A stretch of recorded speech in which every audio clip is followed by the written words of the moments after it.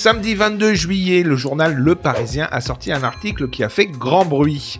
On y apprend ainsi que Gérald Darmanin, notre éminent ministre de l'Intérieur, serait littéralement dégoûté par le remaniement du gouvernement. Personnellement, je m'étouffe.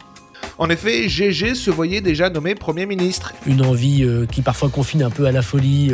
Et vivrait très mal le fait que ce soit toujours Elisabeth Borne qui occupe ce poste. Ça fait mal, oui.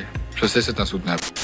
Selon son entourage proche, je cite, Gérald Darmanin n'a rien dit pendant toute la semaine du remaniement.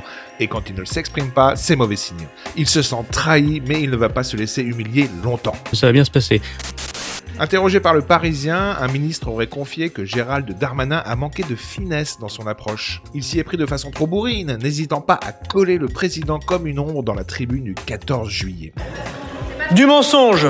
Enfin, plusieurs poids lourds dans l'entourage d'Emmanuel Macron se seraient eux aussi opposés à la nomination de Darmanin, comme François Bayrou, Richard Ferrand ou encore Alexis Kohler, le vrai bras droit de Manu.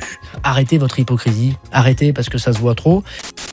Bref, Gérald Darmanin en aurait gros sur la patate et n'a pas que des amis dans la Macronie. Enfin tout ça, c'est ce qu'on veut nous faire croire en faisant fuiter ces bruits de couloir dans la presse. La vérité, c'est qu'après ce remaniement, Gérald Darmanin devient le ministre de l'Intérieur le plus puissant jamais vu en récupérant la tutelle du ministère de la Ville, en plus des Outre-mer, de la citoyenneté ou encore de la cohésion des territoires. Ah Thio, faut mieux faire envie que pitié. Il travaillera d'ailleurs avec Sabrina Roubache, fraîchement nommée au ministère de la Ville, et qui, parfois, insulte tranquillou ses opposants politiques dans la rue. Je vous ai déjà fait une vidéo sur le sujet. Pour la voir en entier, c'est tout simple, il suffit de cliquer sur la vignette au centre de l'écran, là.